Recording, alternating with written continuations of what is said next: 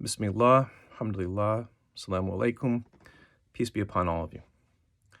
So, dopamine in the adolescent brain has a particular purpose and function.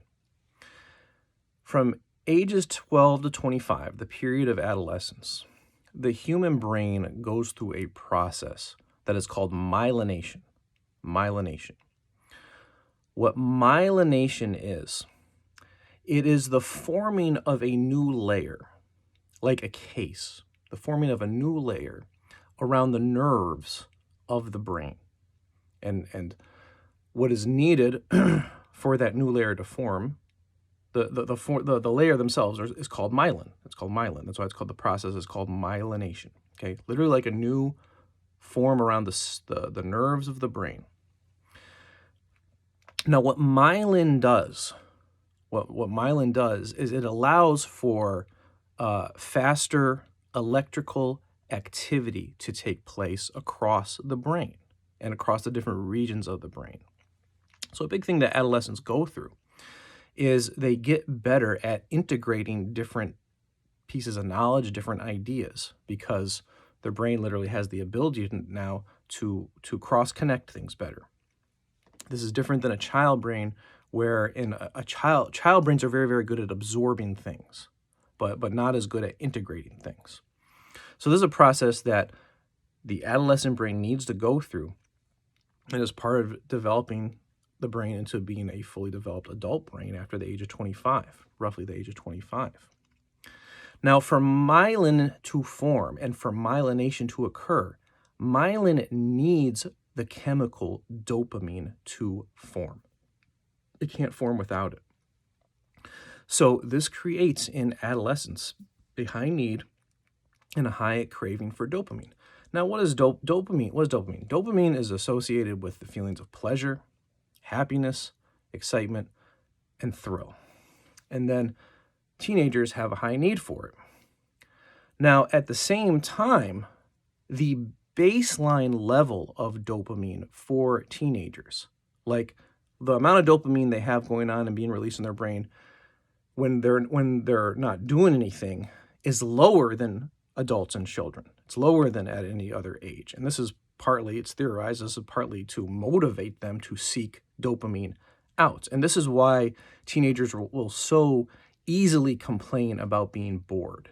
And they also feel very agitated when they're bored, because their brain is telling them to go seek out some dopamine. Now, relating this back to media and entertainment and addiction in general, what the easy access to all this entertainment and media does is it gives young people immediate access to dopamine release, because it stimulates, not unlike drug. It is different than drugs, because it's more like constant low-level releases of dopamine, as opposed to big floods of releases of dopamine, which is what drugs really basically do.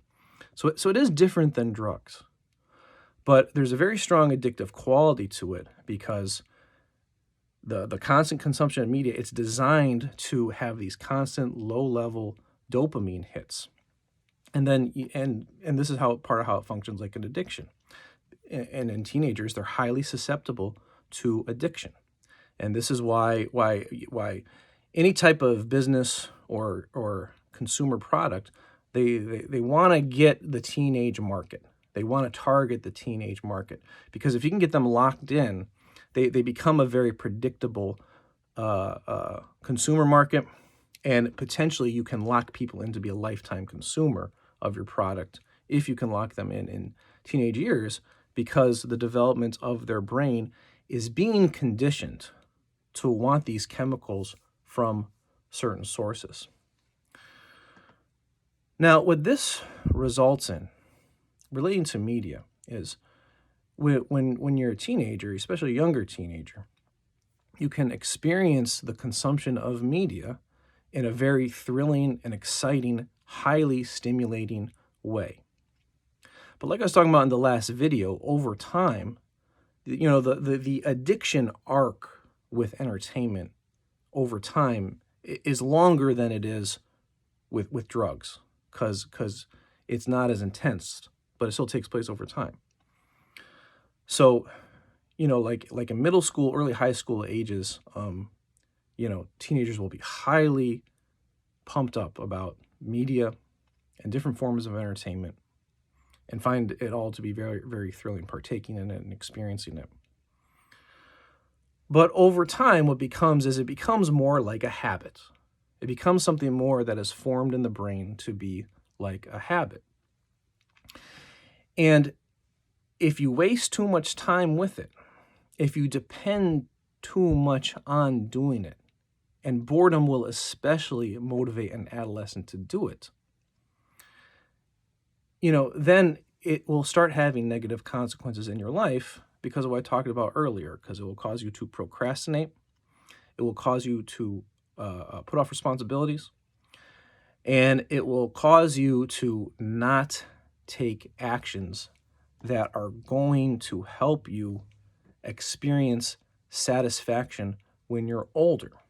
And it's very important to understand the difference between stimulation and satisfaction, because what you're getting from these basically artificial dopamine releases, when something external is hitting you with it, be it drugs or be it entertainment, you're getting stimulation, but you're not getting satisfaction. Now, a fully formed adult brain is not going through this myelination process. The myelination process is complete in an adult brain. So an adult brain, it doesn't need dopamine the same way that an adolescent brain does. Now, an adult brain still wants to experience pleasure, and it still wants to experience happiness and excitement. It does still want that, but it's not as receptive to experiencing it in these ways that involve external stimulation through consuming things, be it drugs, alcohol, or entertainment. So students will ask me, well, mister, then, why do adults still watch TV? Why do adults still listen to music? Why do they go on social media, all this stuff? The biggest reason for that, as far as adults is, they are still doing that, but their experience of it is different than yours as a teenager. There's the two main reasons why they still do it. One is frequently they conditioned their mind to do it when they were teenagers. And adults, they're more likely to just keep repeating the habits of entertainment consumption that they formed when they were in adolescence, as opposed to adopting new ones. And the second reason, and the two relate, is they're consuming those things for what you call nostalgia. Nostalgia, meaning they're trying to, it gives them a feeling of remembering the stimulation that they got when they were young. But it's not experiencing the actual stimulation like you do when you're younger.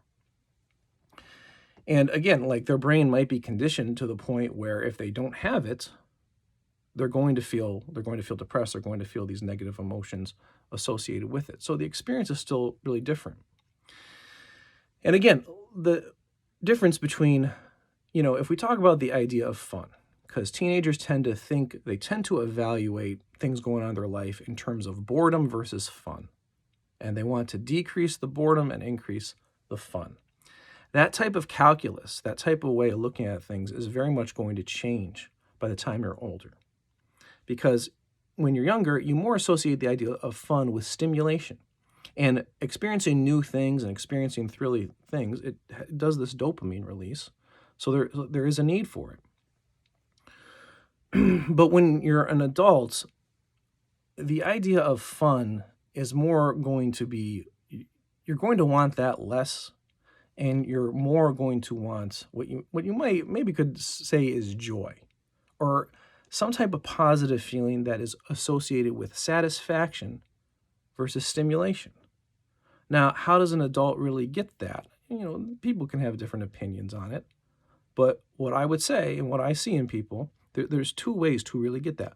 One, you get satisfaction through experiencing fun through young people, through being able to connect with young people, and in particular, your own children. The second way is that you get fun and satisfaction is through accomplishment,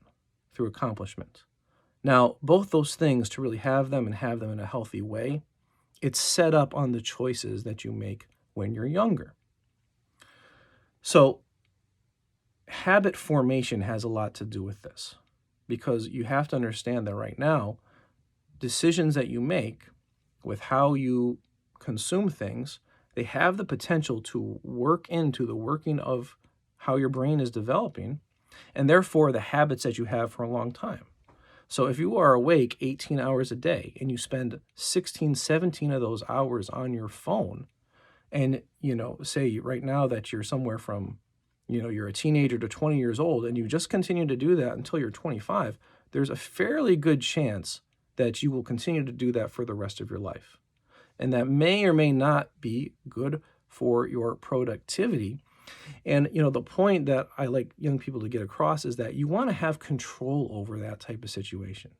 You want to have control over your mind and not feel like something else is controlling it. Now, how can you do this?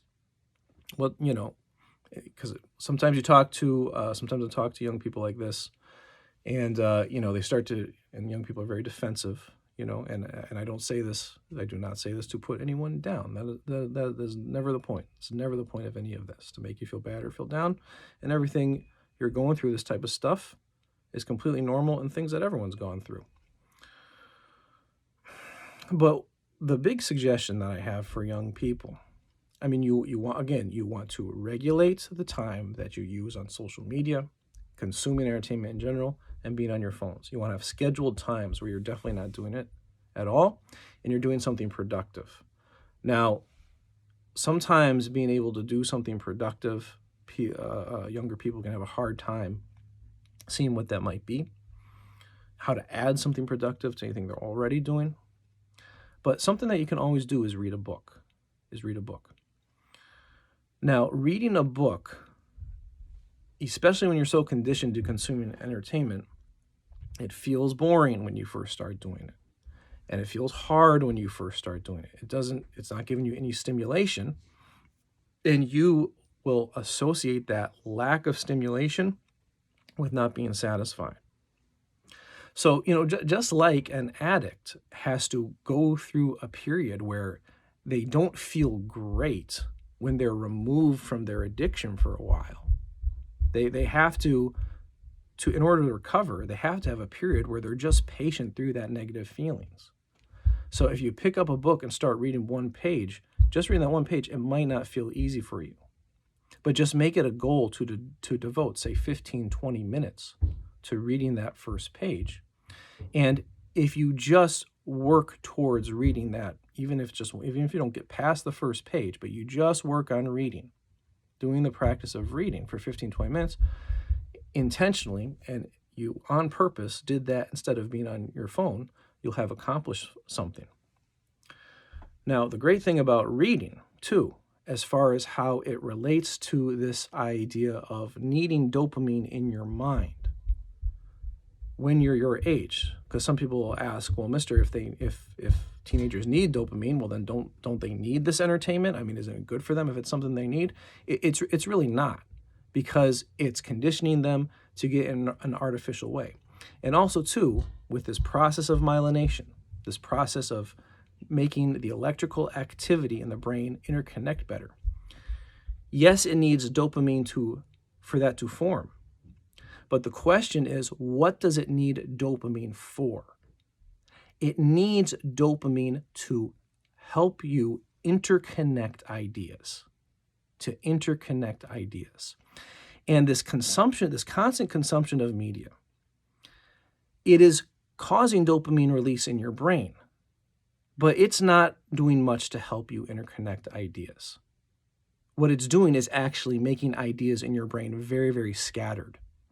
And that is contributing to anxiety. That will definitely contribute to anxiety.